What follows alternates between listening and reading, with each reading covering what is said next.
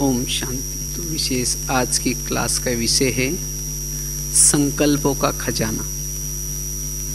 पिछली मुरली में बाबा ने पहली सीजन की पहली मुरली बाबा ने कहा कि अब सेवा का रूप चेंज करना है, समय अनुसार अपने चाल चलन और चेहरे के द्वारा सेवा। और उसके लिए बाबा ने विशेष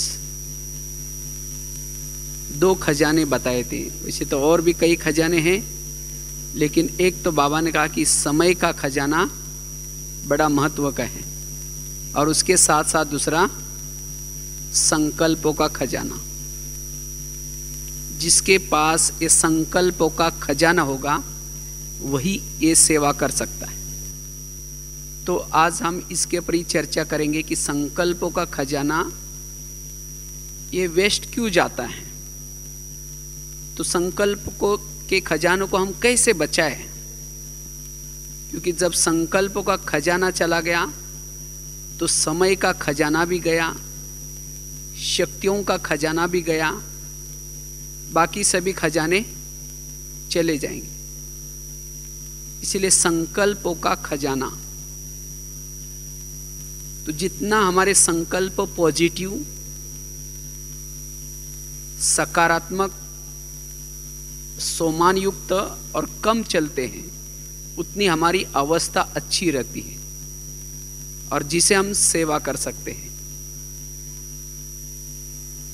और वास्तव में हमारी जो निराकारी स्थिति है,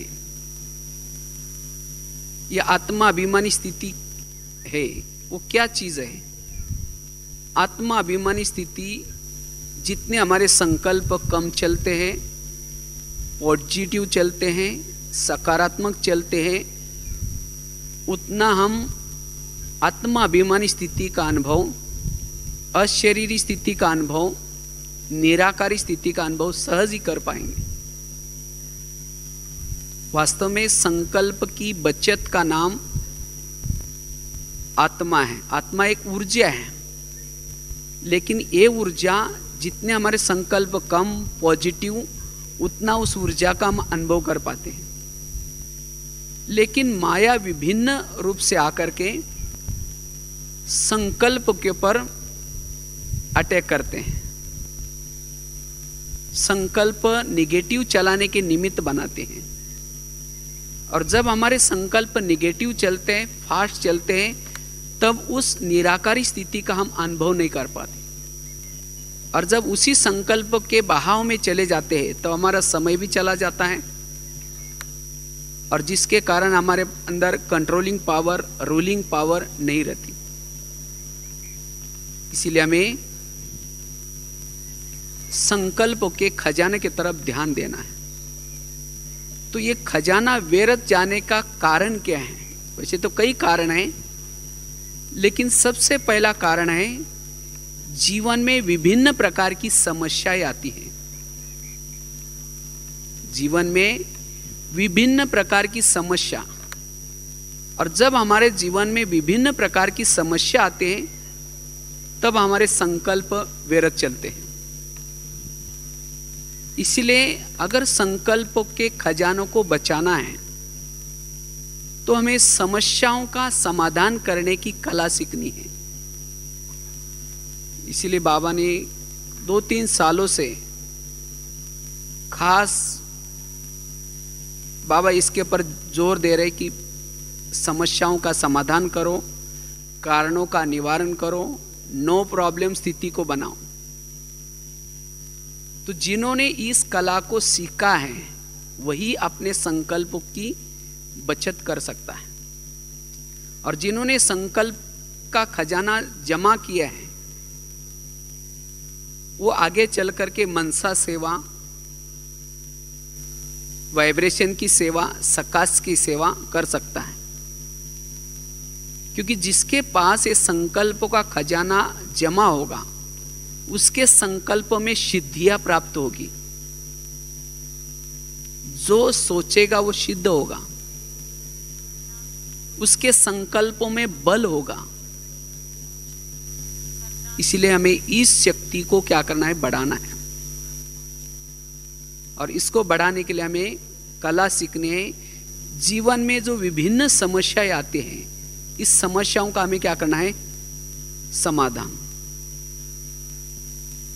अगर हमारे मन में संकल्पों का तूफान है तो हम योग का अनुभव भी नहीं कर पाते। जिस तरह से पानी के अंदर पत्थर डालेंगे और आकाश के चंद्रमा को पानी में देखने की कोशिश करेंगे, स्पष्ट दिखाई नहीं पड़ेगा। इसी तरह अगर मन में संकल्प का तूफान है और उसी मन में हम बाबा को देखना चाहते हैं या स्वयं के आत्मा का दर्शन करना चाहते हैं, वो नहीं कर पाएंगे।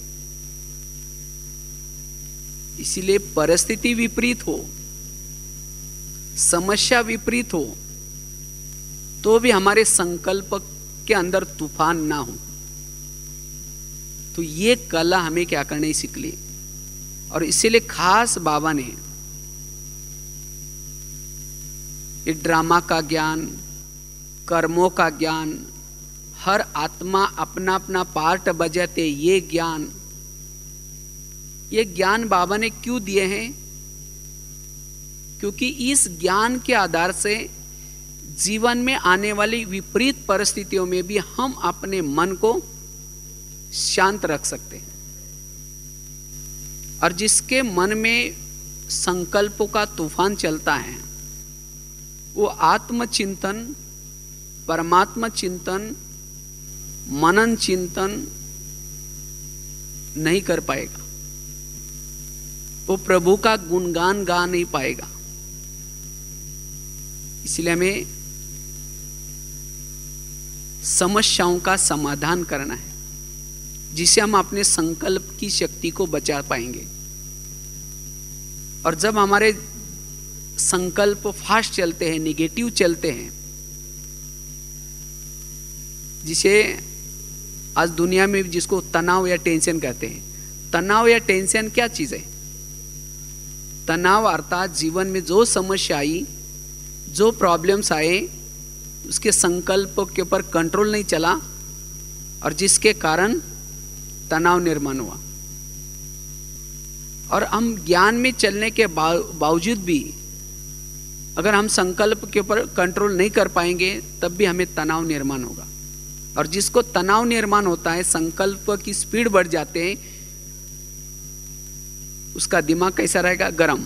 और उसके कारण विभिन्न प्रकार के केमिकल्स शरीर में उतरते हैं और उसी केमिकल से कई प्रकार की बीमारियां भी होने की संभावना है। आज किसी को ईर्ष्या होते, ईर्ष्या करने से पेट की बीमारी होती है। इसीलिए कहते हैं ना, तुम मेरे को देख करके तुम्हारे पेट में जलन होता है क्या? ईर्ष्या वाले संकल्प चलाने वालों को पेट की बीमारी होती। आज किसी का ब्लड प्रेशर बढ़ता है, बीती हुई बातों को जितना याद करते हैं, किसको देखते ही सामने याद आता है, इन्होंने मेरे को ऐसा कहा था, इन्होंने मेरे साथ ऐसा व्यवहार किया था। वो बार बार संकल्प चलाने से ब्लड प्रेशर बढ़ता है। आज किसी को शुगर होते, क्यों? दूसरे को अपने अंडर में रखने की कोशिश करेंगे, कहेंगे इनको मैंने संभाला, इसको पाला, पढ़ाया, लिखाया, अब मेरा कहना नहीं मान रहे। और ये संकल्प चलने से ऐसा ही केमिकल उतरते हैं और शुगर बन जाते। इसी तरह शरीर की विभिन्न जो बीमारियां हैं, उसका कारण है संकल्प में नेगेटिव। इसीलिए कोई भी विपरीत परिस्थिति में भी क्या करना, हमें अपने संकल्प की बचत करनी है, संकल्प के खजानों को बचाना है। तो जैसे बता रहे थे कि संकल्प हमारे बचे, इसके लिए कला पहली है, जीवन की समस्याओं का क्या करें? समाधान और कारणों का निवारण। पिछले साल के सीजन की लास्ट की मुरली बाबा की थी, सबको पता होगा। बाबा ने खास एक शब्द के ऊपर जोर दिया था। बाबा ने कहा कि बच्चों का एक शब्द बाप को अच्छा नहीं लगता, और वो कौन सा शब्द? कारण। और बाबा ने कहा कि कारण का क्या करो? निवारण करो। क्योंकि जिसके जीवन में कोई कारण है, वो संकल्प व्यर्थ गवाएगा। इसके कारण ऐसा हुआ, इनके कारण मेरा ऐसा हो रहा है, और जिसके कारण संकल्प चलेंगे। वास्तव में तीव्र पुरुषार्थ क्या है? तीव्र पुरुषार्थ अर्थात संकल्प को बचाना, अपने समय को बचाना। बाबा ने पिछले 2 साल से खास जो नए नए बच्चे आते हैं, बाबा उनको आगे बढ़ाने के लिए बहुत अच्छा युक्ति बता रहे हैं, तीव्र पुरुषार्थ करो। तो तीव्र पुरुषार्थ की बाबा परिभाषा क्या कहते हैं? तीव्र पुरुषार्थ अर्थात एक संकल्प भी व्यर्थ न जाए, समय व्यर्थ न जाए, इसको कहते हैं तीव्र पुरुषार्थ। तो अगर हमें तीव्र पुरुषार्थी बनना है, हम अपने संकल्प को क्या करना है? बचाना है।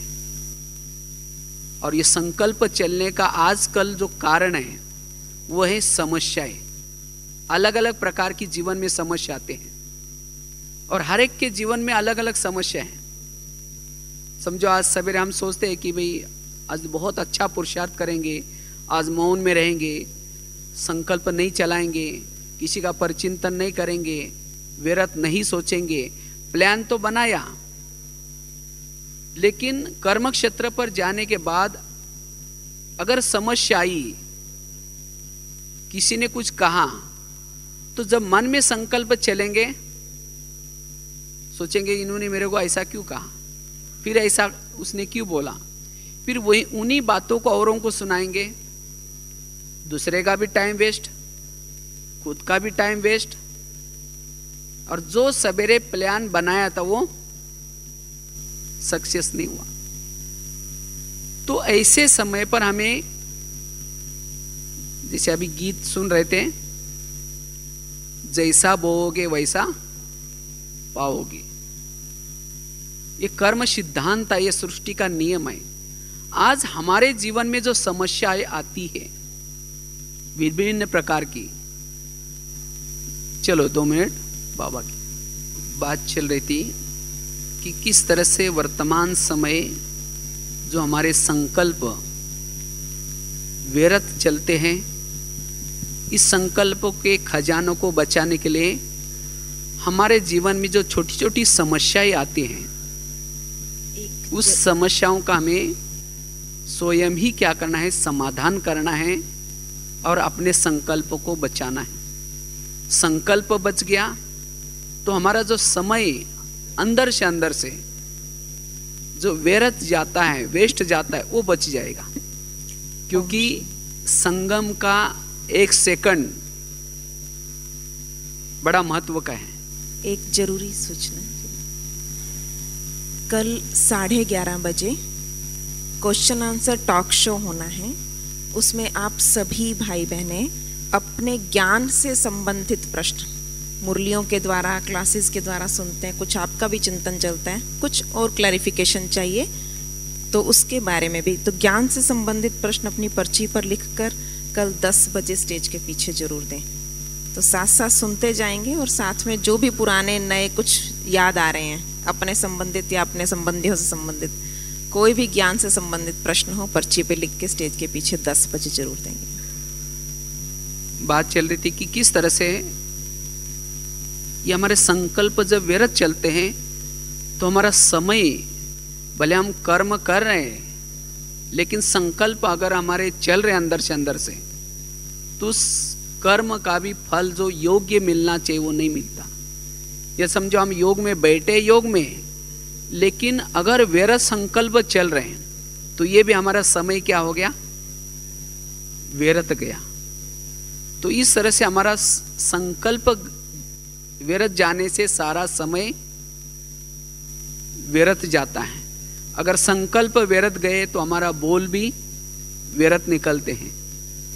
इसलिए हमें संकल्प के खजानों को बचाने के लिए जीवन में आने वाली जो भी समस्या है, उस समस्याओं का क्या करना है?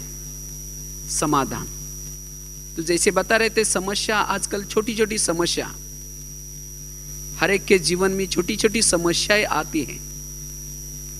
कोई किसी को पति बन करके तंग करता है, किसी को पड़ोसी बन करके तंग करता है, और इस समस्या के कारण हमारे खुद के भी संकल्प चलते हैं और साथ में औरों को भी हम सुनाते हैं, जिसको आजकल हम कहते हैं प्रॉब्लम्स।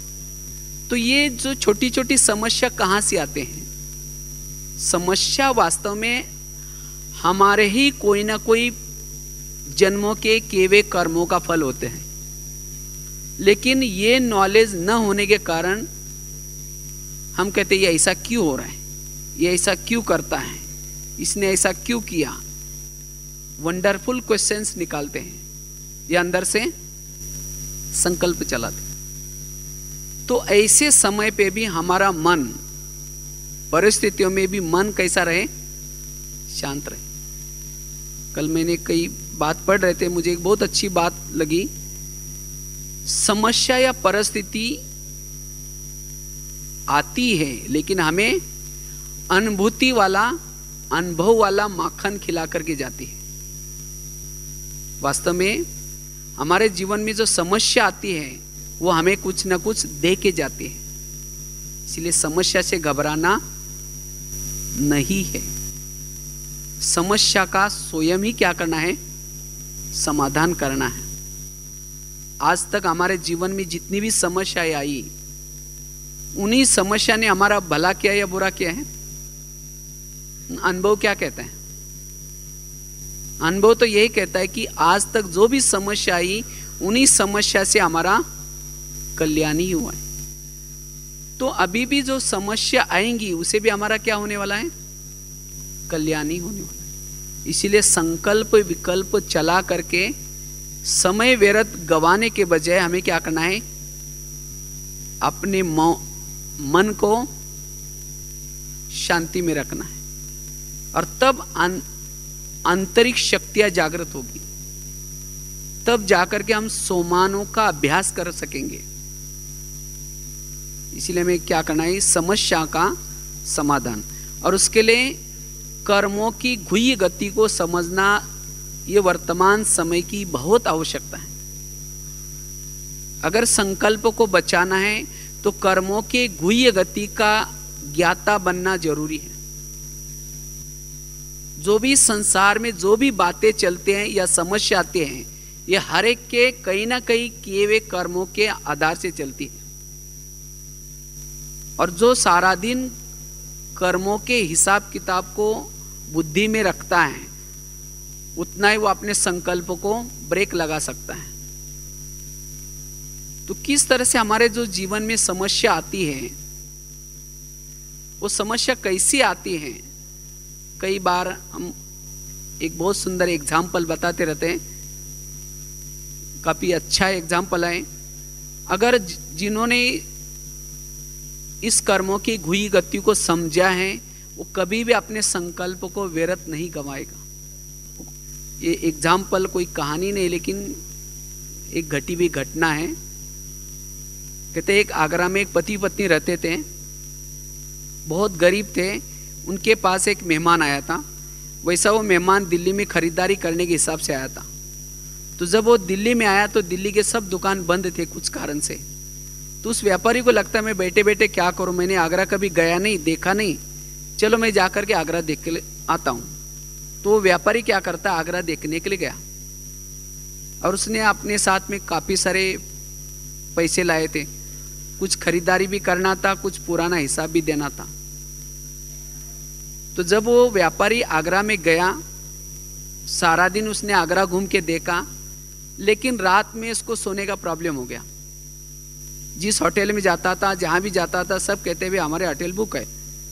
उसको लगता है मैं रात को कहां सो जाऊं, अगर कहीं बस स्टैंड पर सो जाओ तो मेरी बैग चोरी हो जाएगी,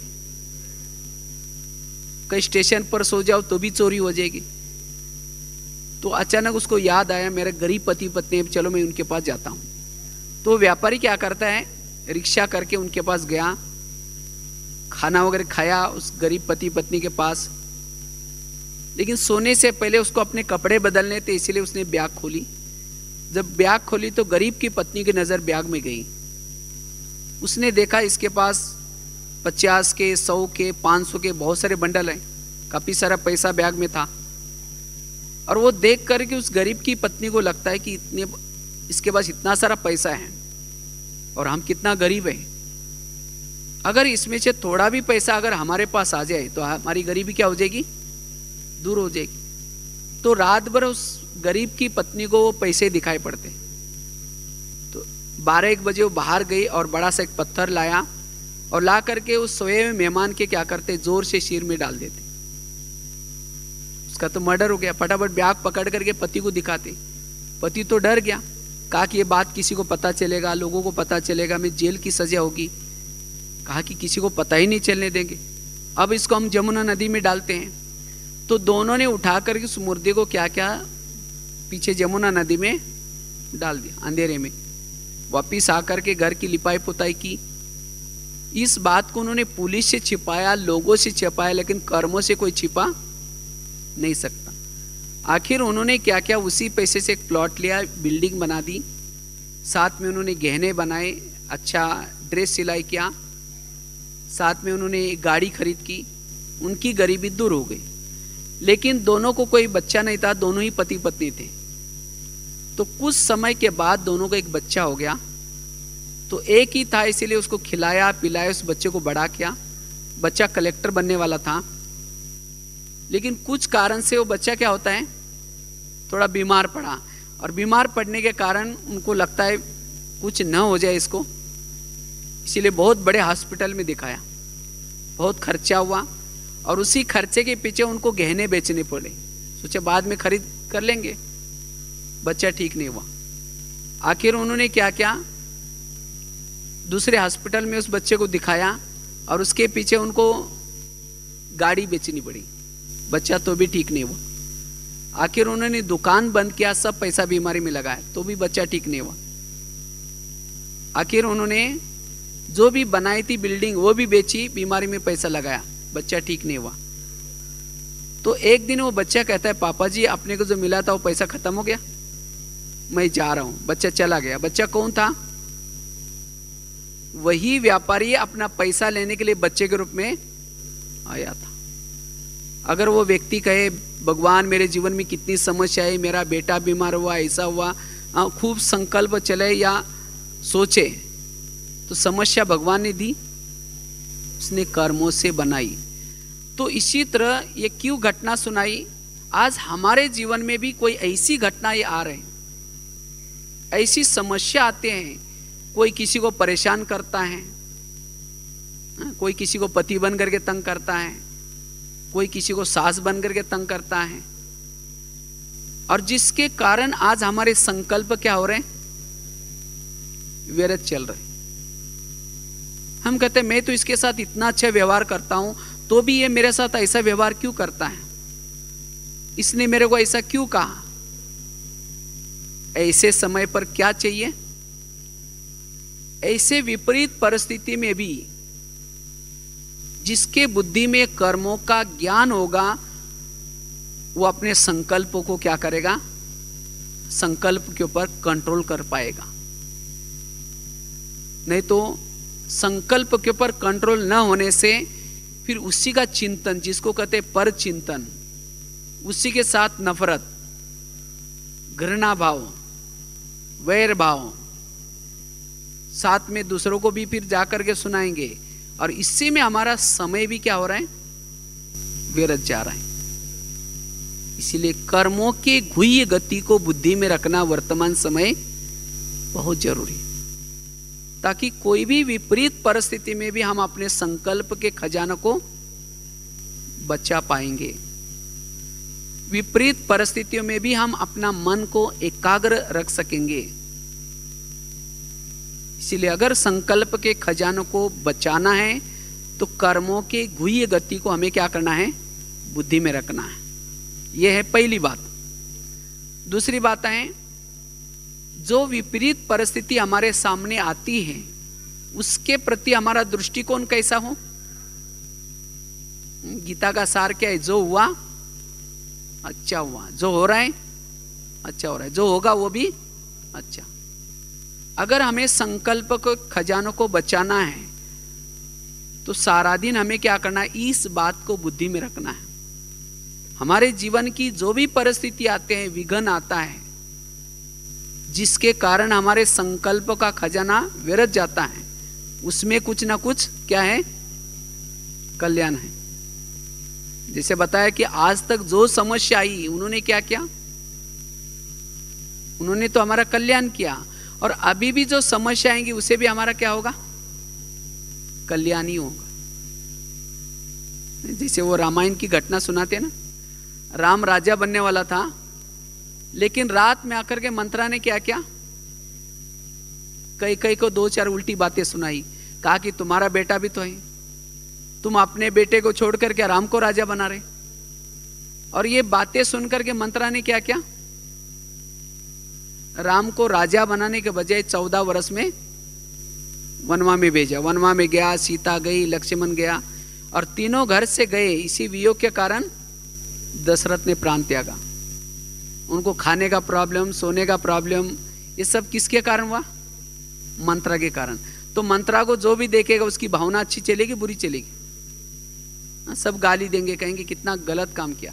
लेकिन मंत्रा ने जो किया अच्छा किया। अगर मंत्रा ऐसा काम ना करती तो राम क्या बनने वाला था, राजा। अगर वो राजा बनता तो जंगल में जाता, अगर जंगल में नहीं जाता तो सीता की चोरी होती, अगर सीता की चोरी ना होती तो रावण को मारता, अगर रावण को ना मारता तो राम की महिमा कौन गाता। तो राम की महिमा किसके कारण है, मंत्रा के कारण। तो इसी तरह वैसे तो ड्रामानुसार हर व्यक्ति के पास भी 1-2 मंत्रा रखी है, लेकिन आज जो हमारे संकल्प व्यर्थ जाते हैं किसके कारण, ऐसी आत्मा को देखने से, ऐसी आत्मा का व्यवहार के कारण। लेकिन हमें क्या करना है, उसके प्रति भी पॉजिटिव भाव, सकारात्मक दृष्टिकोण अपनाना है। तब ऐसे व्यक्ति के साथ रहते हुए भी क्या होगा, आप अपने संकल्प के ऊपर कंट्रोल कर सकेंगे। यही व्यक्ति मुझे महिमा योग्य बनाने वाला है, इसी व्यक्ति के साथ मेरा कल्याण होने वाला है। इसीलिए हमारा अपना दृष्टिकोण सकारात्मक दृष्टिकोण हो, तब हम संकल्प को बचा पाएंगे।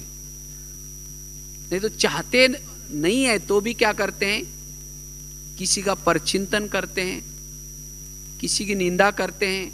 आज क्रोध क्या चीज है, क्रोध अर्थात जिसका संकल्प के ऊपर कंट्रोल नहीं है, वही क्रोध है। जैसे वो कुकर होता है ना, कुकर क्या होता है, गैस के ऊपर रखने से गर्म होते होते सीटी मार देता है। इसी तरह जिसके संकल्प बार बार निगेटिव चले हैं, निगेटिव चलते चलते चलते वो 1 साल के बाद सीटी भी मार देता है, कहता है तुम्हारा 1 साल से देखा, अब मेरे से नहीं होगा। माना सीटी क्या की, मार दी। तो इसीलिए हमें क्या करना है, अपना दृष्टिकोण सकारात्मक बनाना जरूरी है, और तब जाकर के हम संकल्प की शक्ति को बचा सकेंगे। क्योंकि अब समय इन छोटी छोटी बातों का चिंतन करके समय व्यर्थ गंवाने का नहीं है।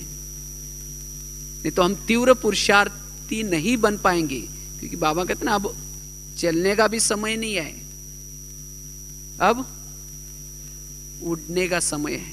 लेकिन कौन उड़ सकता है, जो सारा दिन अपने संकल्प को क्या करता है, बचाता है। सवेरे से लेकर के हम जब भी फील्ड में कर्म क्षेत्र पर निकलते हैं, उसी समय सोच के निकले कि आज न जाने जिसके जिसके हिसाब किताब होंगे वो आएंगे, मुझे उसको क्या करना है, चुक्त करना है। अब चलते चलते किसी ने गाली दी, क्या सोचो, अच्छा इसका भी बहुत दिन का बाकी था, आज चुक्त हो गया, धन्यवाद। ऐसे नहीं कि गाली क्यों दी, उसने ऐसा क्यों बोला,